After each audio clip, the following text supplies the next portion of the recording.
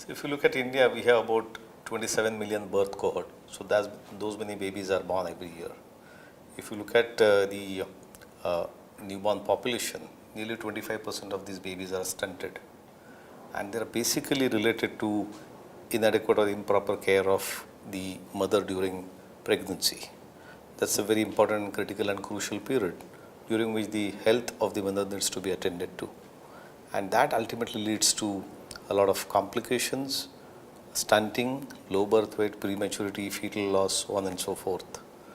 The important health related aspects are, one is inadequate nutrition, infections, and then if you look at the affluent class, there are certain habits like smoking, which is not very rampant and prevalent in our developing countries like India, but still that is a problem in certain pockets of the country. So all these will have implications which would be long lasting on the health of the newborn baby, to be born baby.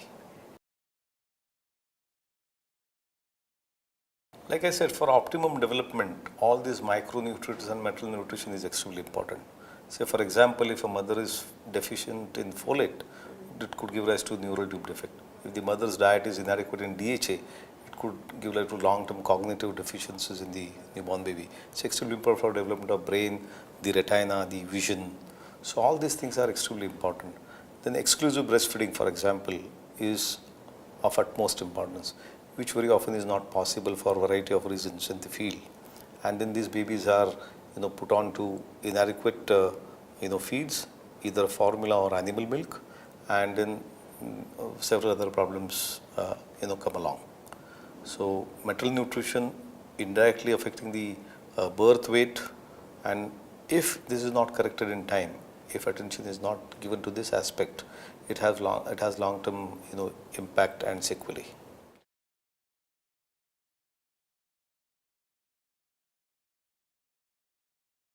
One is numbers. We are a huge country. Second is lack of awareness amongst the mother. As I said, a lot of population is rural population. Third, I would say is our public health infrastructure is not very optimum, and then the kind of comprehensive healthcare delivery that needs to happen is not happening. So one needs to look into it has to be a holistic approach. That is somehow is lacking.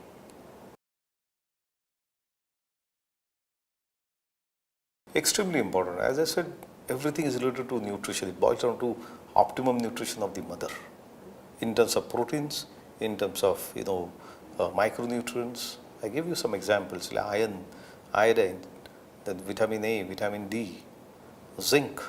All these are extremely important. And if you look at the microelectrolytes, say DHA, as I said, is also important. Oh yeah, that's a wonderful concept where one looks at the first 1,000 days, which are extremely formative and very crucial period in one's life. It comprises of 2 years of life of a newborn baby, and dating back to the 270 days that the baby spends in the mother's womb. And if due attention is given to the nutrition and other aspects during this first 1,000 days, then one would expect a very healthy and indirectly a wealthy baby.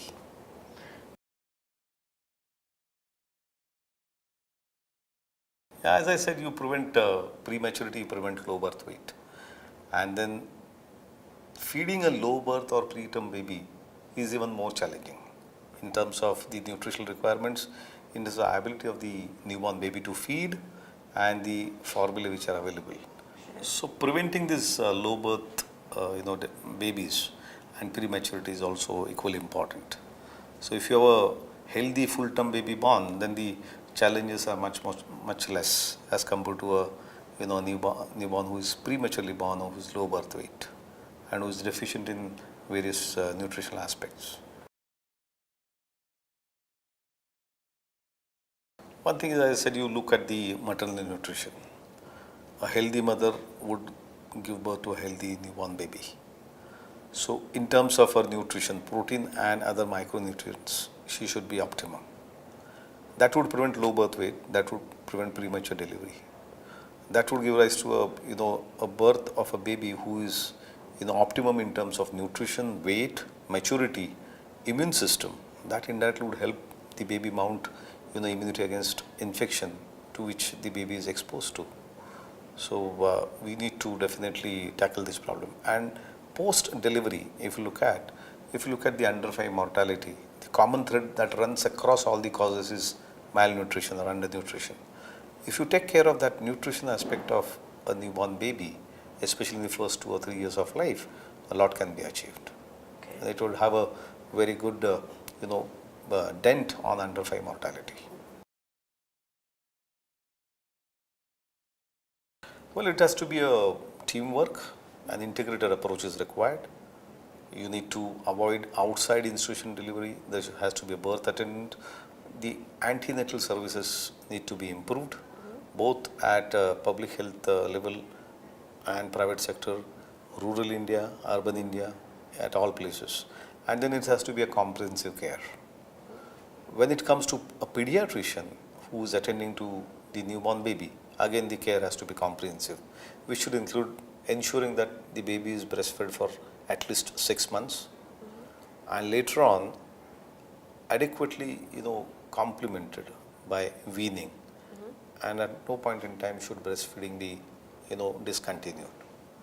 Where there is lactation failure, or those very few rare cases where breastfeeding is extremely difficult, adequate and proper counseling should be done for appropriate substitutes. And in terms of substitute, there's a lot of myth and practices which are practiced in countries like India, where a lot of animal milk is consumed, and which is lacking in several factors in terms of bioavailability of these ingredients like calcium, iron. So proper advice, counseling, and proper supplementation is extremely important. Well, food industry, each country is governed by a different sort of acts. Like for example, India is governed by the IMS Act. So industry, yes, if it desires, if it wishes it, it can play a very big role. Industry needs to establish contact with the policymakers. They need to talk to the opinion makers, and they can definitely help educate public. They can supplement and complement the existing infrastructure and the efforts which are made by the government agencies in improving the health of the expectant mother and the newborn. First and foremost, food industry, chipping in would be viewed with a commercial angle.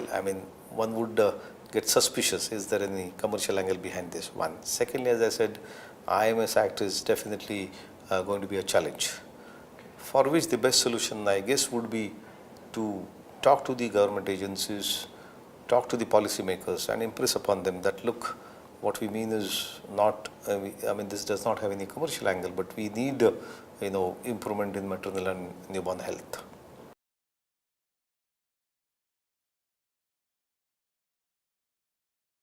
The prerequisite would be they have to talk to the government bodies and see that, they can come on the same platform and deliver.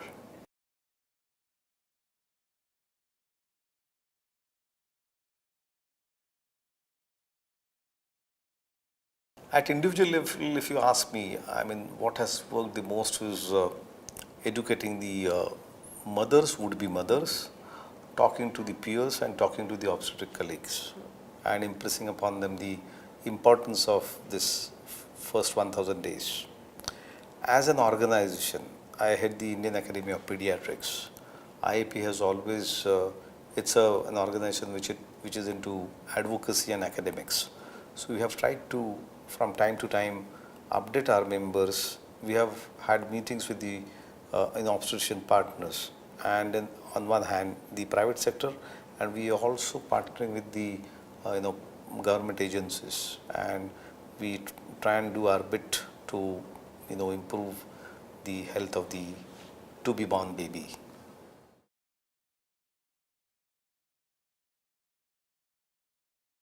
I can only express in one sentence that a healthy newborn is key to a wealthy nation, and for which, as we have been talking all along, these 1000 days are extremely important, and it's going to be a teamwork, and the approach has to be comprehensive and holistic.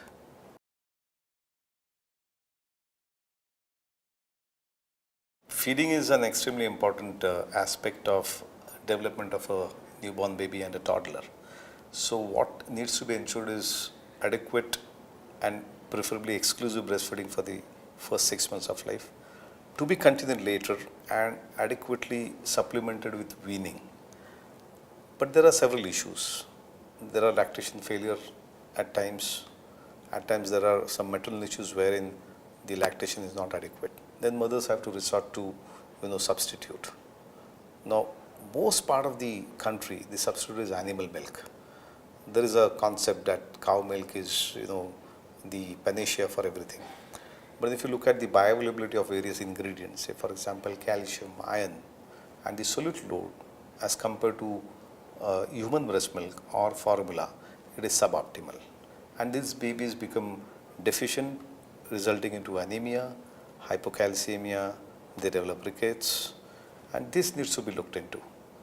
On the other hand, affording a formula and proper use of formula is also a big challenge. Most of the mothers who would resort to formula feeding would give diluted formula. That would ultimately lead to undernutrition. Then feeding practices like bottle feeding, that also is a big barrier in terms of adequate nutrition. These children, they are prone to repeated infections, diarrhea for that matter, and that sets up a vicious cycle. You have infection leading to malnutrition, malnutrition leading to further infection, and then proper weaning is not done in time, and even if it is done, the food value is not up to the mark. So you have various substitutes which are available in the market, which are preferred by especially small family in urban areas, working mothers. But then that also is not adequate. So babies need to be exposed to sort of a balanced diet, which is extremely important. And as we said, this 365 into 2 years is extremely crucial. Complementary feeding practices, yes. First of all, are they a concern? There are concerns. You have a population which would go on to exclusive feeding for more than beyond 6 months. They would not complement or start weaning in time. There are mothers who would resort only to one type of complementary feeding or weaning food which is available. So the child is not exposed to a balanced supplement beyond 6 months. So, and then what I have seen in my practice is most of the babies would be on a lot of animal milk without proper solid weaning. So that poses a lot of problem.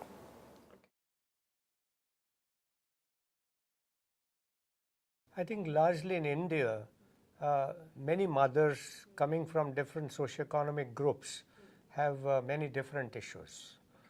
Those who come from a little better socioeconomic group probably are much more healthy. They are well looked after through pregnancy, and therefore I think they give birth to a baby which is fairly healthy.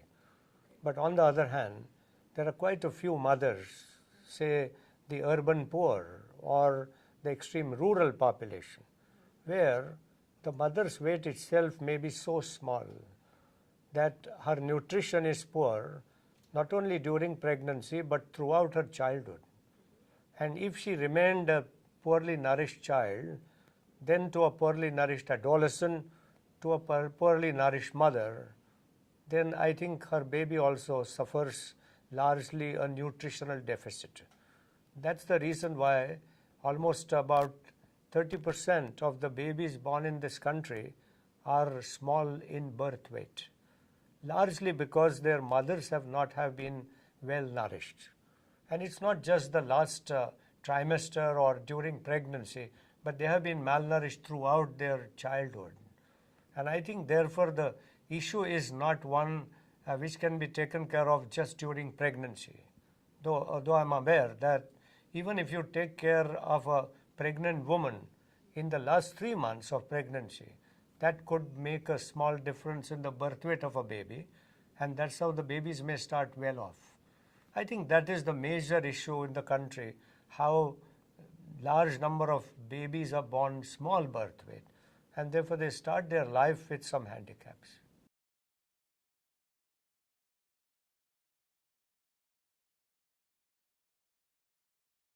I think the best thing that has happened is there is an increasing trend in initiation of breastfeeding. And I think these low birth weight babies, if they are well breastfed, they really get over their handicap. And I think that has been on the increase. But sadly so, the breastfeeding is not maintained exclusively for the first 6 months. So quite a few, an increasing number, are on breastfeeding, but sooner than later they get on to some other formula feeds or some other nutrition. I think it's important that they have an exclusively breastfeeding for first 6 months, and I think that is still lacking. So many start breastfeeding, but many don't sustain breastfeeding for long. And I think that is a good trend in terms of starting breastfeeding, but not so good in terms of sustenance of breastfeeding. I think that's the major problem.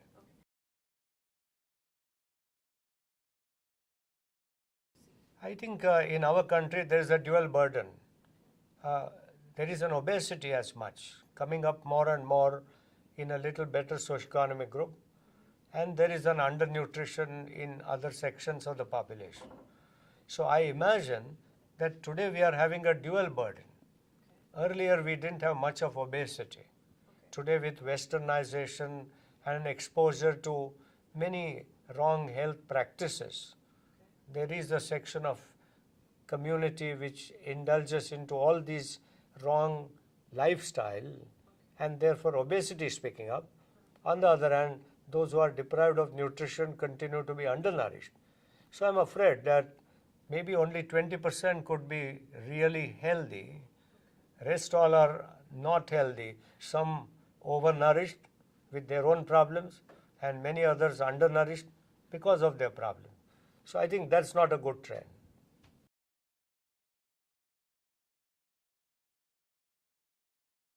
I think overall iron deficiency is the rule, and it has been estimated that almost 80% of women and children in India are probably iron deficient. Now that's a large number. Now iron deficiency is easy to make out, but give the other mineral deficiencies like say zinc or maybe copper or iodine for that matter. It's not easy to pick up those deficiencies, and unless those deficiencies are severe, a clinician cannot diagnose them. So I feel micronutrient deficiencies do exist, but the priority would be for iron and to some extent some vitamins. For example, the vitamin D is taking a lot of brunt today. At one time we thought that in a temperate climate with so much of sunlight, we have abundant vitamin D. But today we know that most of us shun away from getting into the sunlight. And even when there is a sunlight, the sun rays travel through a lot of polluted environment.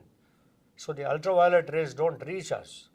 And more than that, we need to have as open skin as possible to get enough sun rays and vitamin D. Most of us are clad enough. So again, in spite of sunlight, we don't have enough vitamin D. I think vitamin D has come up in a big way. Iron deficiency has always existed. Zinc has always remained a problem in children in particular. But one thing good that has happened is vitamin A deficiency is going away. Thanks to a lot of government programs against vitamin A deficiency, today we don't see a blindness caused by vitamin A deficiency, which we saw 40 years ago. And I think some things have improved, but many things haven't.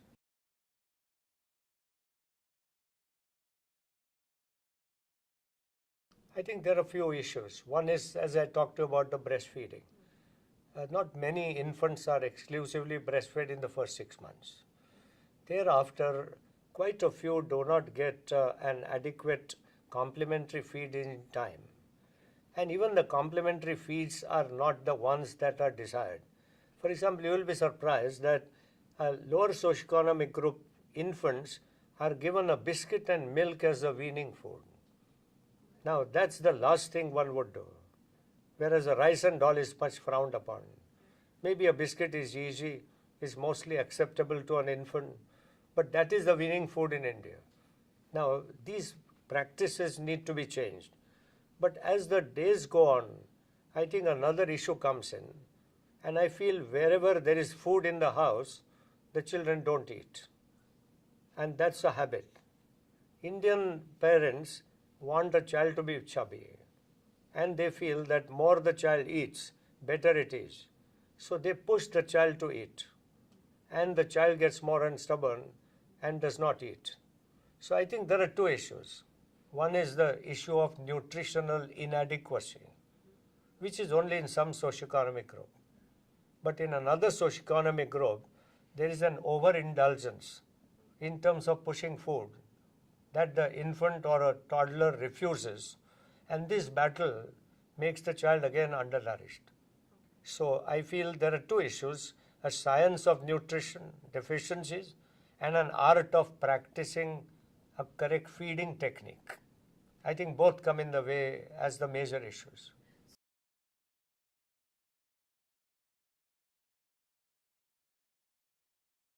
I think when there are many issues, for example, many mothers feel that they are not getting sufficient milk only because the babies keep on asking more frequently. Now, when the baby asks for frequently a food, it doesn't mean that the mother doesn't have, but most of the mothers feel so.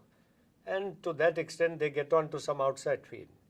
Sometimes the weight gain is not as expected, simply because it's not just the nutrition, but it's also the hereditary factors, a constitutional factors. Not every child gains the weight the same way. But if the child doesn't get the weight the way the doctors want or the way the parents want, then naturally some extra food is ordered. If the infant is very small, a milk formula is ordered. A fresh milk sometimes, or a formula feed many times. Both have their own problems. Formula feed is at risk of infection because the tin lasts for a week or 10 days. Every now and then the fingers and hands touch the powder. The powder gets moist if the spoon is not very dry, and the infection is a rule, even when a manufacturer gives a sterile milk powder. A fresh milk has its own problems of quality. It is not assured, it's often changing, and again the hygiene is an issue. Bottle feeding is another issue that promotes infection. So on one hand, for many reasons, the formula feed or of animal milk is started, which also promotes some extent allergy. When it is a weaning food, most of the parents feel that rice and dal is an adult type of eating or an older child to eat. They do not understand that the cereals are of the same consistency that the house can also make. So I think these are the practices, but I'm sure these are changing. And today we want a baby beyond 6 months of age to get on to what is known as a family pot, what the family eats, which is another issue. You cannot prescribe a type of food that the family does not normally indulge in.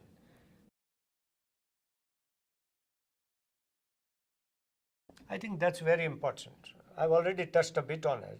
That first thing, the parents must know that babies eat as and what they need, and everybody's need is different.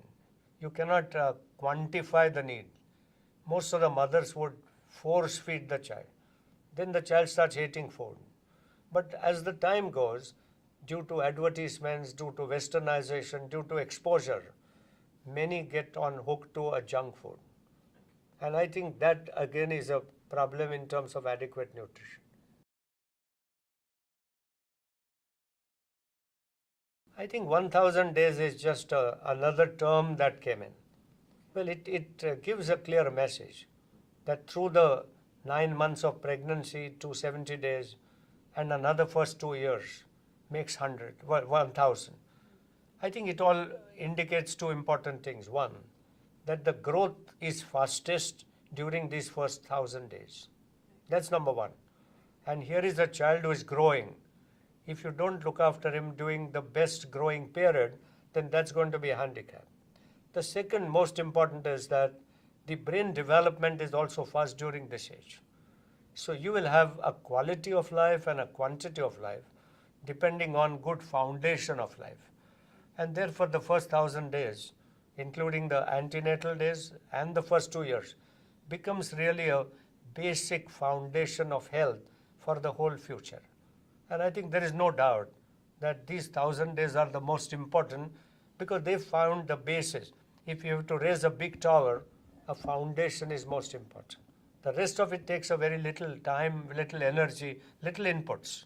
I'm sure this 1,000 days concept has really made everybody understand the importance of these first 2 years, including the pregnancy period.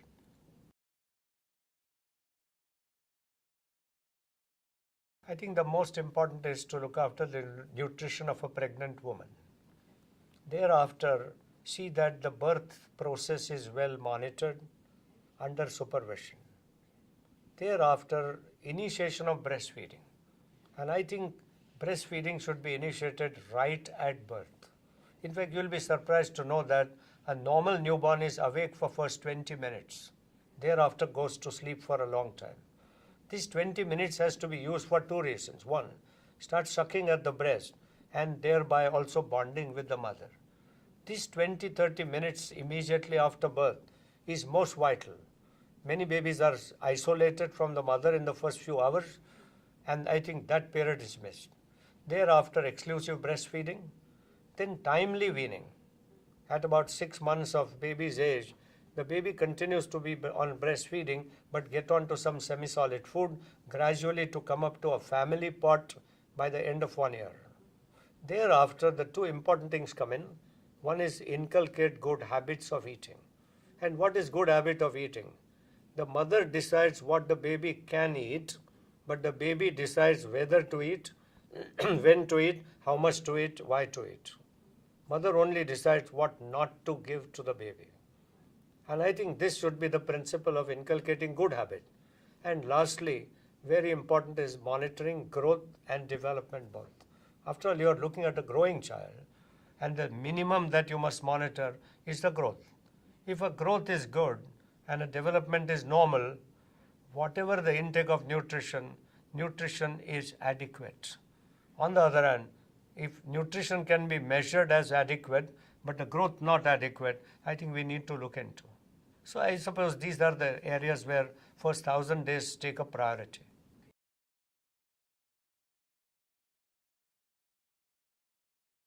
I feel that this is not a great medical science. Okay. So every layman must know it. But then somebody has to kind of insist and kind of sensitize the pregnant woman to do it. When in olden generations, when science had not developed, people still did it. Right. Which meant that there was an elderly in the family who would take care of all this. Okay. I suppose everyone can do it. But yes, every health worker must do it. Every obstetrician must do it. Every doctor must do it, and every pediatrician must do it. But I suppose everybody should do it. Even the lay people must know. So not only everybody can do it, everybody must do it.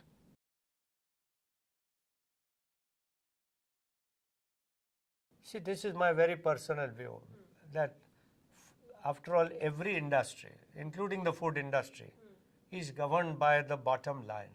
Agreed. So unless there is a profit, the industry doesn't work. Right. And the profit comes often by doing something that may not be really necessary, Right. but that can be posed to be the most important. Right. For example, when it comes to a science of nutrition and food industry, I think promoting breastfeeding is what the industry cannot do. Okay. Because here is an industry which is producing some product which is not the breast milk. Okay. How can they promote breastfeeding? It will not be acceptable. Okay. So I don't think they have a role to promote breastfeeding at all. Okay. Imagine the infant baby food industry promoting breastfeeding. Why are they promoting not their product but something else? I don't think it's tenable at all. Okay.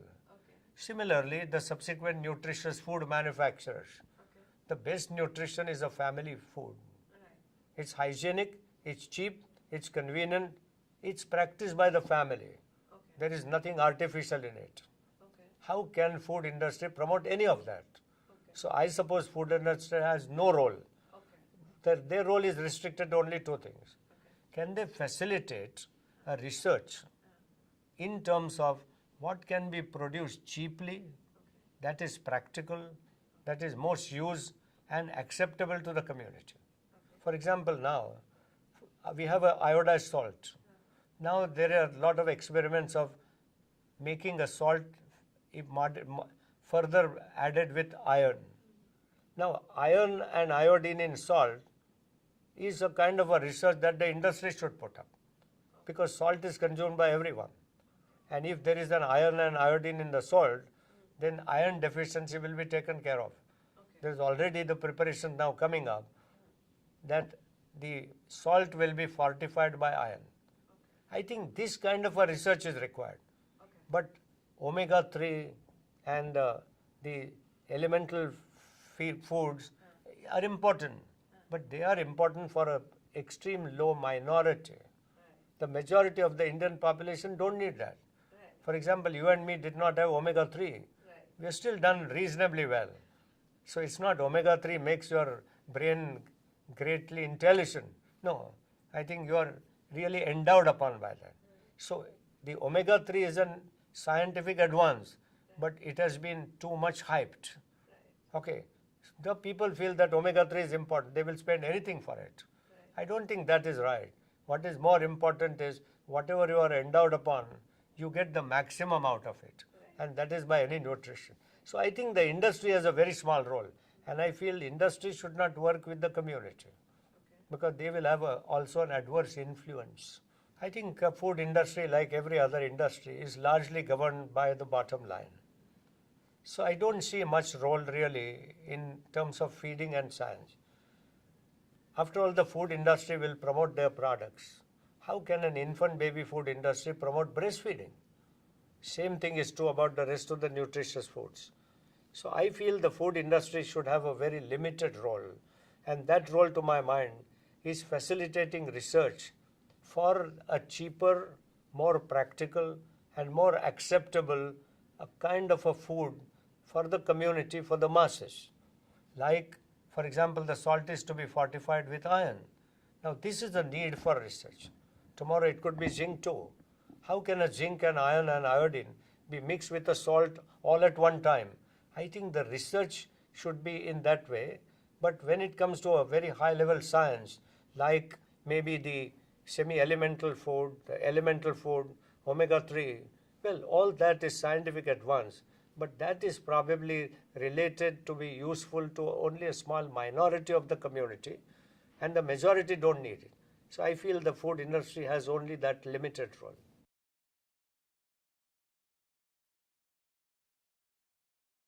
Last 18 years, I have been also the founder trustee of a Heinz Nutrition Foundation. Heinz Nutrition Foundation started picking up a quarterly bulletin to educate people on nutrition. But lately, last 4 years, we are running free nutrition clinics in 3 cities as of now, Bangalore, Chennai and Delhi. We would be starting in Mumbai. It's a free nutrition clinic run through the foundation, and anyone could phone the clinic, take an appointment and get an advice on how their child's nutrition can be improved. I think this is one good thing. But there is another foundation to which I am attached to, and it's called as Foundation of Mother and Child Health. We have adopted some areas in this city which are absolutely low socioeconomic groups, and we have shown that if the mothers are well educated and informed on how they should take care of hygiene, how they should prepare a nutritious food at home. We have a dietitian, we have a cooking classes for those mothers, and we have seen that with very limited resources, the children start getting better nourishment, changing their habits, giving them a little extra teaching on hygiene. And I think there is a lot to do. Well, this is just a small kind of a help to a small part of the community. But as a pediatrician, yes, every child who comes to our office gets a growth monitoring and gets an advice on nutrition. So I think as a pediatrician, we are very much aware of the need for a good nutrition and try to address every time an opportunity arises.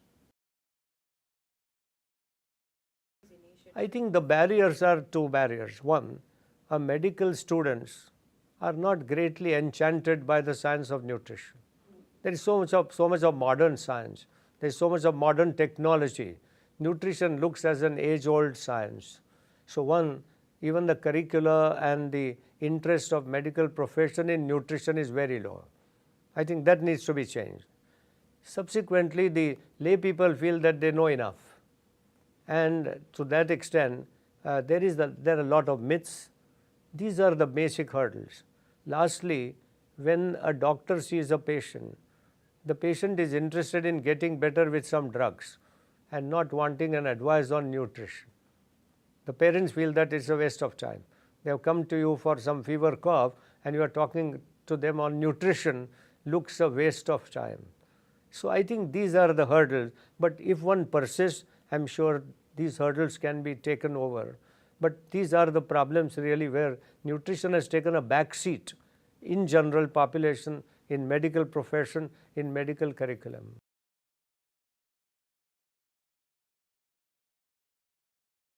I would say that use the traditional wisdom with modern science in correct proportion. One without the other is going to be a failure, but one disproportionately higher than the other is also definitely bad.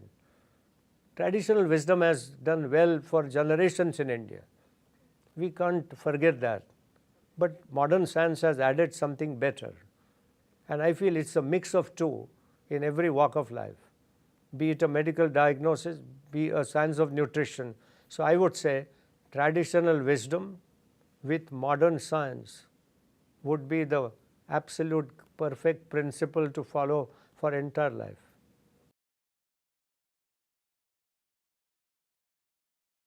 Yes, 1000 days refer to the early part of one's life, starting from conception into the first 2 years of life.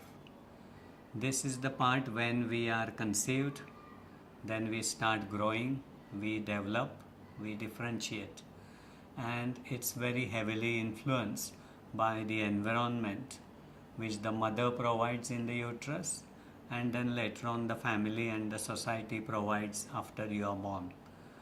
This period has been known to be important for development in developmental sense, but with David Barker's ideas we know that this period is very important for what we call fetal programming, early life programming, which determines your health not only in the early part of life but for the rest of the life. And the exciting thing has been that if the environment, importantly nutrition, physical activity, stress and other parts of environment are appropriate and good, then that individual develops to its good potential and reduces the risk of non-communicable disease.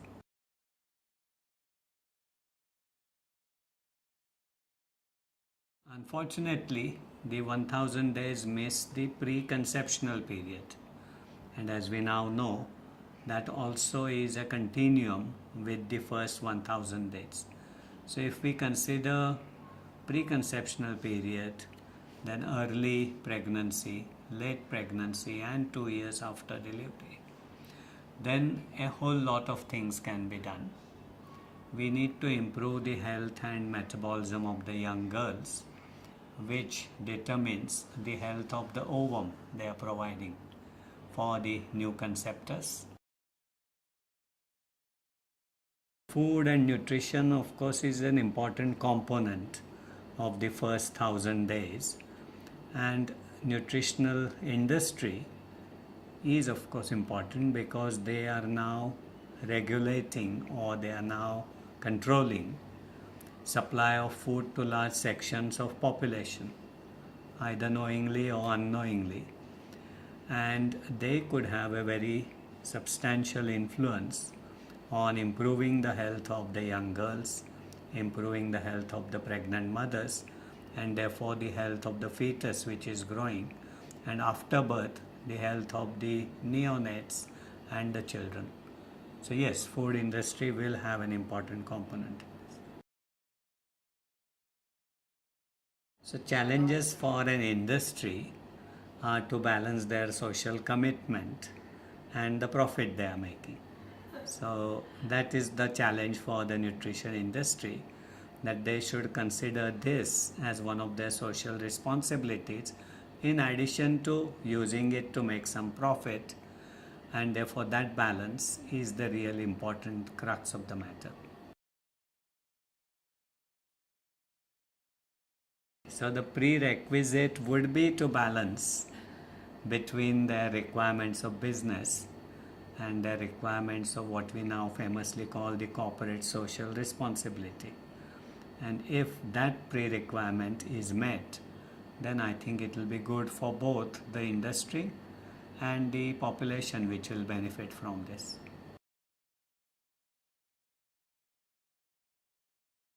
It would be about nutrition and metabolic health of the young in a population, especially the young girls who are tomorrow's mothers, and that to me is the crucial issue in overcoming the escalating epidemic of non-communicable disease in the developing countries. My vision for this is that we should improve the nutrition and the metabolic health of the young in the population. These are the boys and girls who are tomorrow's parents, and especially the health of the young girls is crucial for the development, differentiation and growth of the young. And that would be my mission in my life, that I would like to improve the health of the young and the adolescent girls.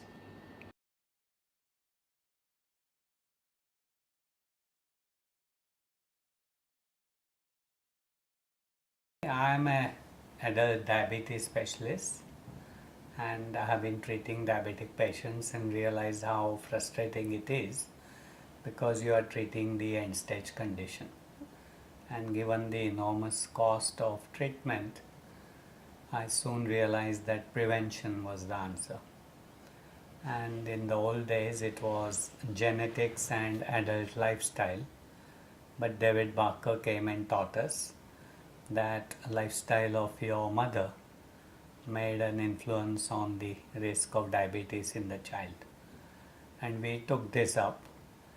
We were very intrigued by David Barker's idea that low birth weight was a risk factor for diabetes. And it made sense immediately, because India is reputedly the world's capital for the low birth weight, and it's also the emerging capital for diabetes. So the two combined, and that's what really triggered a series of research which we have done. So in the first place, we demonstrated that low birth weight in the Indian children was associated with increased insulin resistance as early as 4 and 8 years of age. Then we went on to show that children who were born small but had grown big were at a very high risk of diabetes and cardiovascular disease. And once we established the role for low birth weight, we then decided to study what are the factors which cause low birth weight in Indians. And that's how we set up the Pune maternal nutrition study. This study is unique anywhere in the world, that it started from before the mothers became pregnant. So we studied many thousand women who were not pregnant, married, and likely to become pregnant. Then over 800 of them became pregnant. We studied them quite intensively in pregnancy. We studied their husbands. We studied the growth of the child with ultrasound and mother's nutrition, mother's metabolism, her socio-economic aspects. When the children were born, we studied them in detail, measured them with detailed anthropometric characteristics, and then we followed them every 6 months, and they are now 18 years of age. Every 6 years after their birth, we do a detailed study of diabetes and cardiovascular risk in the children and in the parents. So we have this unique study where we are able to describe what we call the life course evolution of risk of diabetes and heart disease, and we have completed now 18-year follow-up with more than 95% of the children and families followed up, one of the highest rates ever. And the important findings were that Indian mothers were quite small. They had a body mass index of only about 18.1. The Indian babies were of course very small. The average birth weight was 2.7 kg. But because of our detailed measurements, we could demonstrate that these babies, which looked very small, were thin, had actually larger skin fold thicknesses, larger for their degree of smallness. And later on we went on to do MRIs of the newborn babies to demonstrate that the Indian babies, even though they were quite small and thin, had higher amount of abdominal fat compared to the European babies born in the UK. Then we were able to chart their growth, and by 6 years of age we were able to relate maternal nutrition in pregnancy with baby's risk of diabetes.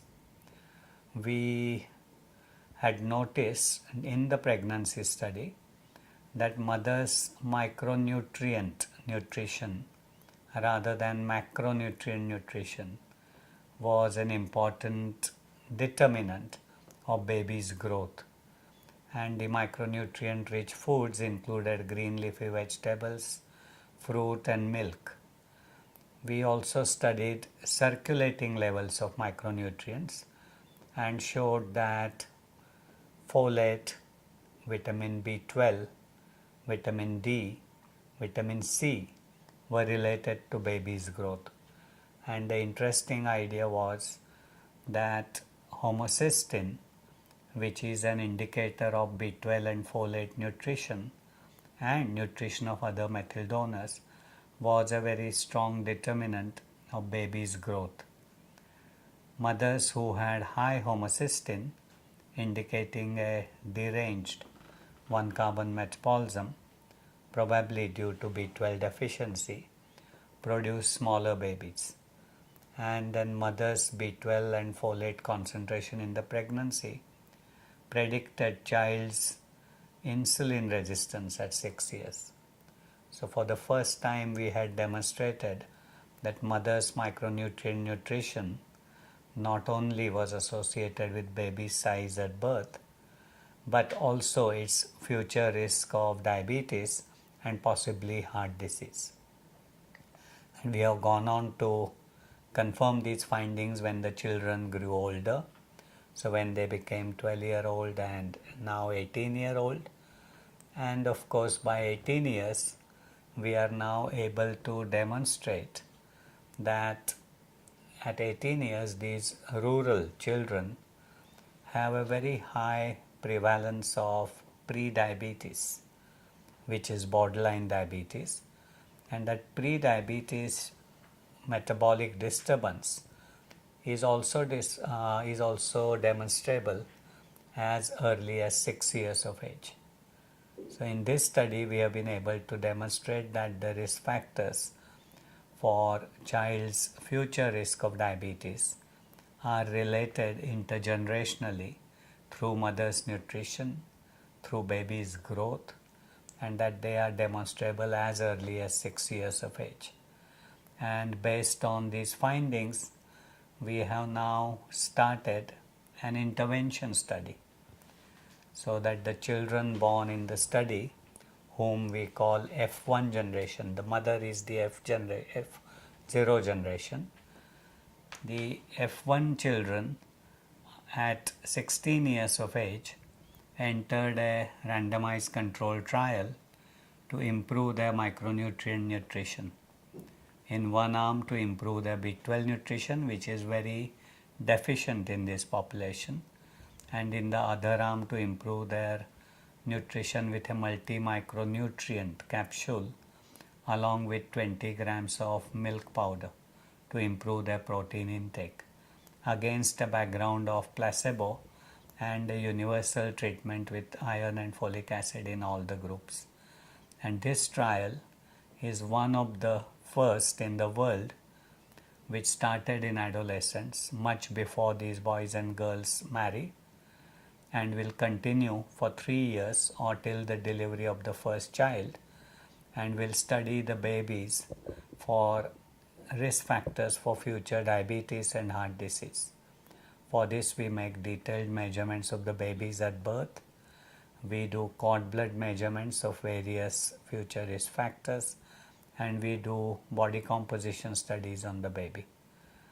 And we have now also collected samples from the cord blood and placenta for what we call omics studies.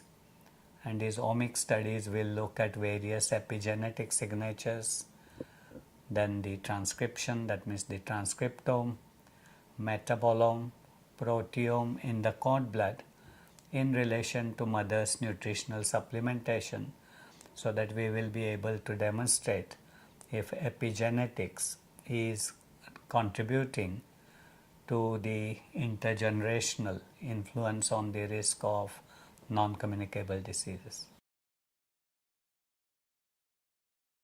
Okay, what's working is that the cohort is working very well. As I said, we have followed up F0, F1 and F2, 3 generations.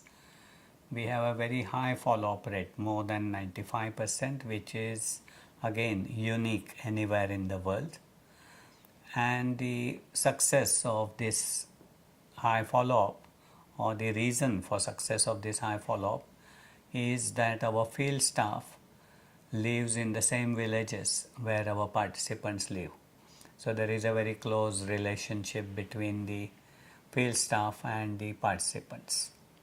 We are also very close to our cohort. We provide them medical help, we provide them social help, and in general we are very friendly with them. What hasn't worked is, of course, that we have not been able to set up very giant cohorts.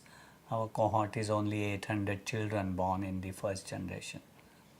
So like there are cohorts in Scandinavian countries which are 100 and 120,000. So our numbers are pretty small. Therefore, we are not going to be able to talk about hard outcomes, only the continuous associations across the range. What also has worked very well is that we have been able to develop an infrastructure, develop a capacity to do this kind of work. My regret is that we haven't as yet found the next generation of leaders. And that's one of the things we haven't been able to find out. And for this, partly I think our system is to blame, where people are trained for, or doctors are trained for quick results. The patience required for a long-term study and to wait for answers at the end of a very long follow-up is just not there. Another problem always, like always everywhere, is funding. We were singularly lucky in that we have been funded over long periods of time by international agencies. One of our major funding agency has been the Wellcome Trust from London, who have funded us for almost 25 years now. Then MRC of the UK, Department of Biotechnology and ICMR from the Indian government, and many other small organizations. So we would of course continue to look for funding from other sources because there is a crunch of funding. but overall we have done well. We have set up a huge biobank of samples from the F0, F1 and now F2 generations, which again there are many serial samples collected along the life course, including DNA, blood, plasma, urine, and also samples for microbiome from the stool examination or from the stool. So we have a very strong biobank that's done quite well. So overall it's a good success story, but we are now waiting for young and enthusiastic people to take over the next phase of the follow-up, because it has a potential for converting into a multi-generational study. We have come up to F2, but there could be F3, 4, 5, whatever, and then it would provide unique answers which are just not known today.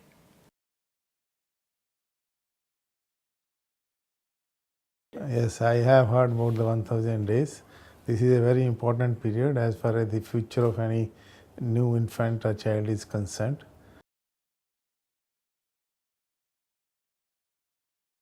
First of all, there is a need to bring awareness among the mothers to be and the mothers pre-conception period, so that once they are going to the 1000 days, they take care of the nutrition, but based on the requirements which are very much important both from the vitamins, minerals and the proteins point of view.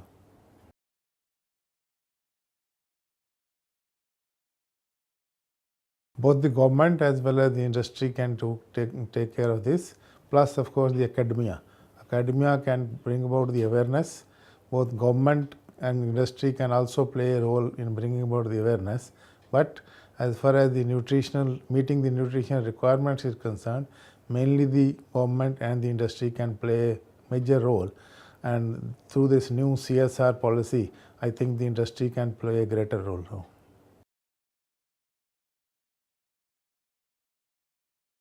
Food industry can bring about the awareness through the media as well as through their advertisements, plus of course the labeling.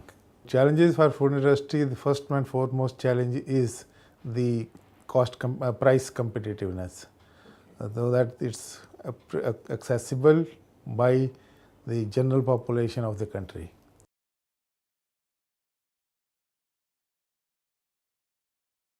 The common health issues in the teens during pregnancy is the poor nutrition and the low pre-pregnancy weights. Another can be poor weight gain, infections, then pre-existing anemia in many cases. So some of the common conditions which complicate the pregnancy, which may include are the high blood pressure, kidney problems, diabetes, cancer, infections and the high blood pressure.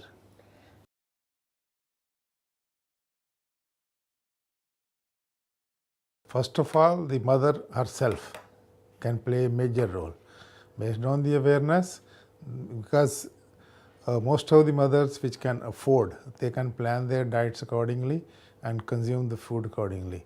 But in the poor strata of the population, there the government can play a major role.